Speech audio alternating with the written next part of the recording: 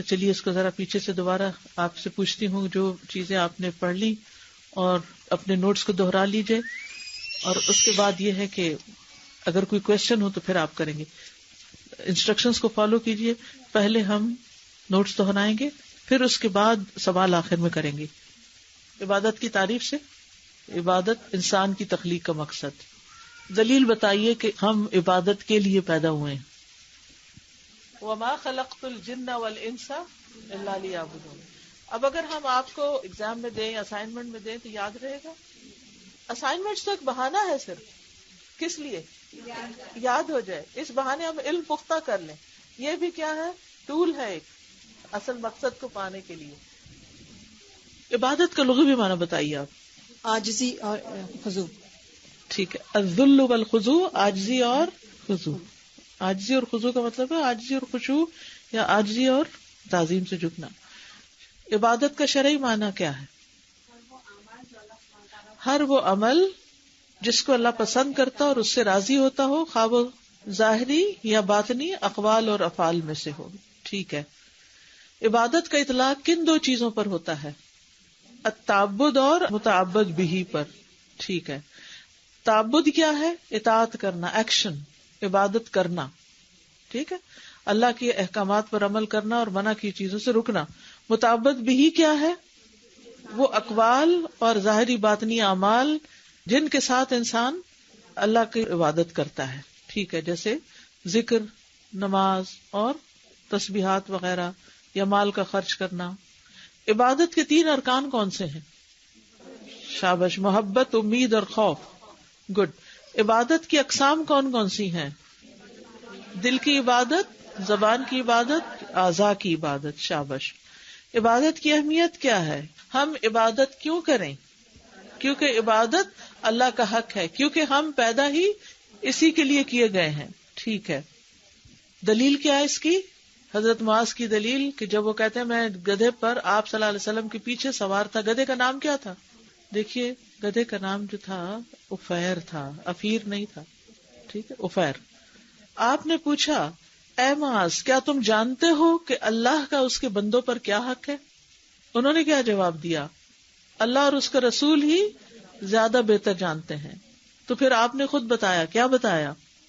بندوں پر اللہ کا حق یہ ہے کہ وہ صرف اس کی عبادت کریں اور اس کے ساتھ کسی کو شریک نہ کریں.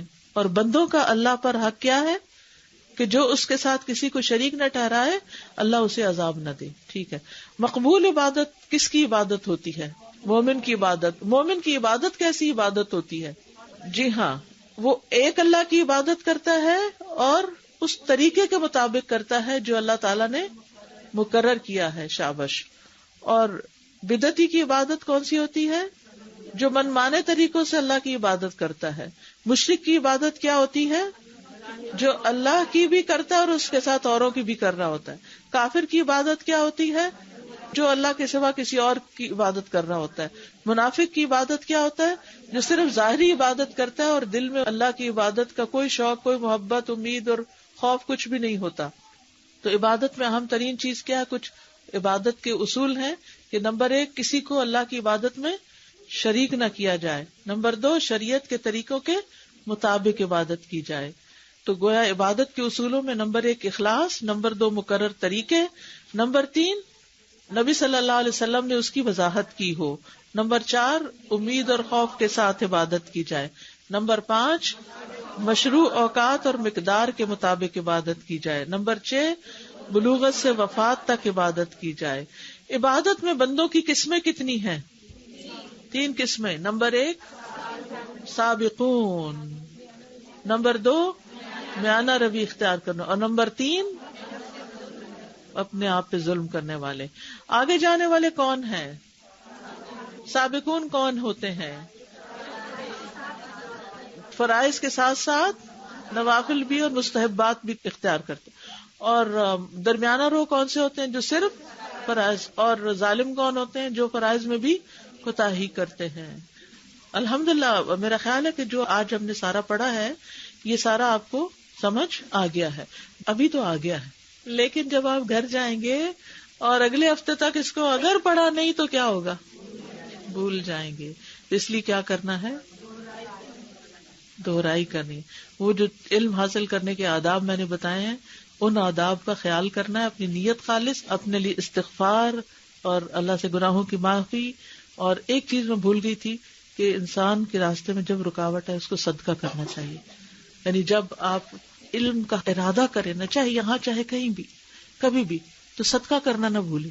اس سے آپ کے راستے آسان ہوں گے, آپ کی منزل مکمل ہوگی انشاءاللہ تعالی. ٹھیک ہے. اور شکرانہ بھی انسان اللہ تعالیٰ کا ادا کرتا رہے تو اللہ تعالیٰ مزید توفیق دیتا ہے. لَإِن شَكَرْتُمْ لَأَزِيدَنَّكُمْ. اچھا, ایک سوال کا جواب دیجیے کہ آپ سمجھتے ہیں کہ آج آپ کے علم میں کسی نئی چیز کا اضافہ ہوا ہے؟ الحمدللہ. کوئی ایک چیز بتائیے جو آپ کے علم میں آج آئی ہے تاکہ پتہ چلے کہ آپ کو یہاں آنے کا کوئی فائدہ بھی ہے. سب سے اچھی لگی کہ معبود محبوب ہوتا ہے اور ایسے جیسے محبوب معبود بن جاتا ہے. سب سے اچھی یہ بات لگی ہے کہ اگر محبوب بنا لیا تو پھر وہ معبود بھی ہوگا, اور معبود بنا لیا تو محبوب بھی ہوگا. ابن قیم کا قول ان کو بہت اچھا لگا کہ نافرمانی علم کے نور کو بجھا دیتی ہے, گناہ علم کے نور کو بجھا دیتے ہیں. اللہ سے محبت ہونا, جیسے امید بھی ہوتی ہے, ہمیں ڈر بھی ہوتا ہے جب ہم نماز پڑھ رہے ہوتے ہیں, لیکن یہ محبت مجھے نئی محسوس. اوکے. وسائل اور ذرائع کا استعمال عبادت کے لیے. یہ جو دجال سے بدتر عمل وہ ہے جو دکھاوے کی نماز ہے. دکھاوے کی نماز دجال سے بدتر چیز ہے. ویسے ہم دجال کا نام ایسے لیتے ہیں جیسے کہ بس اس سے بچائے اللہ میاں, مگر یہ نہیں سوچتے کہ ہماری اپنی نمازیں ایسی ہیں کہ جن سے اللہ ہمیں بچائے کہ وہ ہمارے لیے ہلاکت کا سبب نہ بنے. جی ہاں. مذاکرہ علم کی زندگی ہے. جی, مذاکرہ علم کی زندگی ہے. اپنے لیے دعا کرنی چاہیے سچی نیت سے کہ اللہ تعالیٰ ہمیں اور علم عطا کرے. حضرت عمر کی دعا کہ ہماری عادات بھی جو وہ بھی ہماری عبادات میں بدل جائیں. جی آمین. مجھے یہ بات پسند آئی کہ اگر اللہ کے مطابق نہیں ہوئی کوئی چیز تو ریجیکٹ ہو جائے گی. جیسے ہمیں کوئی چیز آرڈر دیں اور نہیں بنے تو ہم لوگ اس کو ریجیکٹ کر دیتے ہیں, تو اس چیز سے خوف آتا ہے کہ یعنی جو طریقے ہمیں سکھائے گئے ہیں. اچھا, کیا جو بھی کوئی مینوفیکچرر یہ کہہ کے بچ سکتے ہیں کہ ایکچولی وہ ہم نے دیکھا ہی نہیں ای میل آپ کی, وہ کیا بھیجا آپ نے, فائنل کیا کیا, تو ہم نے وہ جو پہلا ڈیزائن تھا نا اسی پر ہی بنا دیا, تو آپ کہیں گے اچھا ہاں کوئی بات نہیں, چلیں آپ نے سوری کر لیے, ٹھیک ہے, کافی ٹھیک ہے. سوری سے آپ کو سزا شاید نہ ملے, لیکن وہ جو آپ کو اجر ملنا تھا نا, یعنی اب ہو سکتا ہے کہ ہم جو بھی غفلت میں نمازیں پڑھتے ہیں اس میں اللہ تعالیٰ ہمیں معاف کر دے, لیکن وہ جو اچھی نمازیں پڑھنے کا اجر تھا وہ کیسے مل جائے گا؟ اس کے لیے تو کچھ کرنا پڑے گا نا. ٹھیک ہے. میں نے ایک پوائنٹ لکھا ہوا ہے کہ نیت کسی حاسد کے اثر سے بگڑتی نہیں. آپ نے ایسی بات بولی تھی. درست ہے. اس کا مقصد یہ ہے کہ کسی حاسد کے ایکشن کی وجہ سے صالح نیت جو ہوتی ہے اس پر کوئی فرق نہیں پڑتا. مثلاً آپ یہاں آ رہے ہیں اور کوئی اور نہیں آ پا رہا, تو اس کو اچھا نہیں لگ رہا کہ آپ آئیں, تو ہو سکتا ہے وہ آپ کے آنے پہ کریٹیسائز کرے کہ یہ تمہیں کیا جنون ہو گیا ہے, ویکینڈ پہ بھی تم چل پڑتی ہو. ٹھیک ہے نا, تو یہ آپ کی نیت کا ٹیسٹ ہو گیا.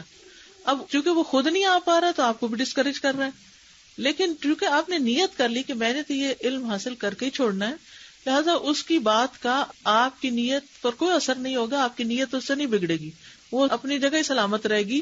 آپ اس کی بات سنی انسنی کر دیں گے کہ ٹھیک ہے, اگر وہ کوئی اور نہیں آ سکتا تو مجھے اپنے حالات خود زیادہ معلوم ہے, میں ٹائم مینجمنٹ کرنا جانتی ہوں, میں اپنے اس 4-5 گھنٹے کے وقت میں جو کام کرتی تھی وہ میں کام کسی اور وقت پہ ڈیوائڈ کر کے میں ایک بہتر چیز لینا چاہتی ہوں.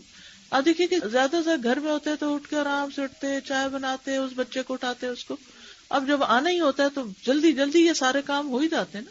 تو یہ مطلب ہے کہ کسی حاسد اور حاقد حقد ہوتے چھپا ہوا جو اندر ہوتی ہے نا ایک کسی کے خلاف جیلسی یا نفرت. اس سے متعلق ایک چیز میرے ذہن میں اور آ رہی تھی کہ آئی ایم ناٹ شیور کہ یہ حدیث ہے یا نہیں کہ اپنے ارادے کی حفاظت کرنی چاہیے, کچھ اس قسم کا مفہوم ہے. وہ تو ہے جس میں آتا ہے کہ ارادوں کی تکمیل تک اپنے رازداری سے کام لو, لیکن کورس اٹینڈ کرنے میں رازداری ہو نہیں سکتی, کیونکہ اس علم کو تو ہم نے جس کو نہیں بھی بتایا جا کے کم از کم 1-2 لوگوں کو فون کیجیے, میسج کیجیے, میں نے یہ جوائن کیا, تم بھی کر لو, فائدہ ہی فائدہ ہے.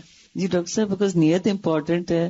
وہ اگر آپ کہیں پاکستان جاتی ہوں مطلب اللہ کے اپنے پیرنٹس سے مل جاتے ہیں, شاپنگ بھی کر لیں گے تو پھر مطلب جی شاپنگ کیوں کر رہے ہیں؟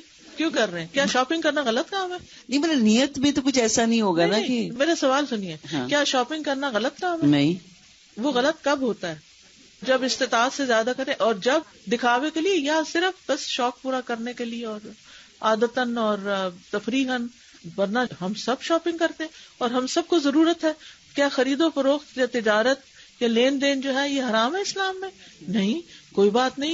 ہم یہ کہہ سکتے ہیں کہ میں یہاں کی بجائے مثلاً آپ نے دانتوں کی ٹریٹمنٹ کرنی ہے، آپ کو یہ پتا ہے کہ یہاں پر تو بہت مہنگی ہے، تو چلے میں وہاں سے یہ بھی کروا لوں گی. ایک اور نیت آپ نے شامل کر لی، اور جو پیسے بچیں گے وہ میں صدقہ کر دوں گی، یا ان پیسوں سے میں عمرہ کر لوں گی مثلاً.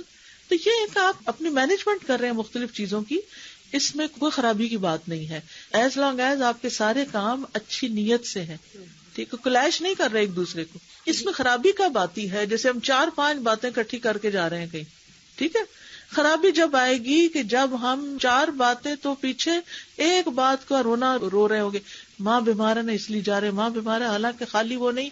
اور دکھاوا مقصود ہے کہ لوگ کہیں دیکھو کتنی ماں کی کیئر کرتی ہے، ہر سال جاتی ہے، اتنی محنت سے پیسے کماتی ہے اور ہر سال چلی جاتی ہے، بڑی نیک عورت ہے، بڑی ماں کا خیال کرتی، اپنے بچوں پر بھی ماں کو تربیت کر.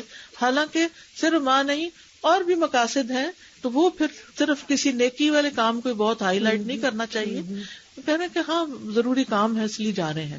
ایک تو نیت والی بات تھی کہ نیت جو اندر ہے ہمارے وہ کسی کو نہیں پتا، کسی کو نہیں اسی لیے حسد نہیں کر سکتا وہ ہماری ڈٹرمینیشن سے کوئی حسد نہیں کر سکتا. جی ہاں بالکل، شاباش.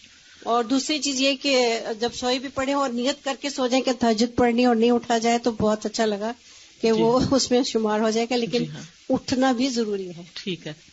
بابا جزاک اللہ خیرن کثیرا. میں صرف اتنا کہنا چاہوں گی کہ کل تک میری آپ سے یہی بات ہو رہی تھی کہ کتاب کے بغیر ہم کیسے پڑھیں گے، لیکن الحمدللہ آج کی کلاس کے یونیک سٹائل سے مجھے یہ لگا کہ اللہ تعالیٰ نے جو ہمیں فیکلٹیز دی ہیں، دل، زبان اور جوارے، اور جو لرننگ ٹولز ہمیں دیے ہیں، لسننگ، ریڈنگ، رائٹنگ اور اسپیکنگ، ہم نے انہیں اپنے گیجٹس کی وجہ سے بہت پیچھے چھوڑ دیا. بالکل. اور یہی وہ ایلیمنٹس ہیں جو ہماری نمازوں سے مسنگ ہیں. بالکل، کیونکہ ہم ان پہ اتنا ڈیپینڈ کرنے لگے ہیں کہ ہم اپنا دماغ استعمال کرنا چھوڑ بیٹھے.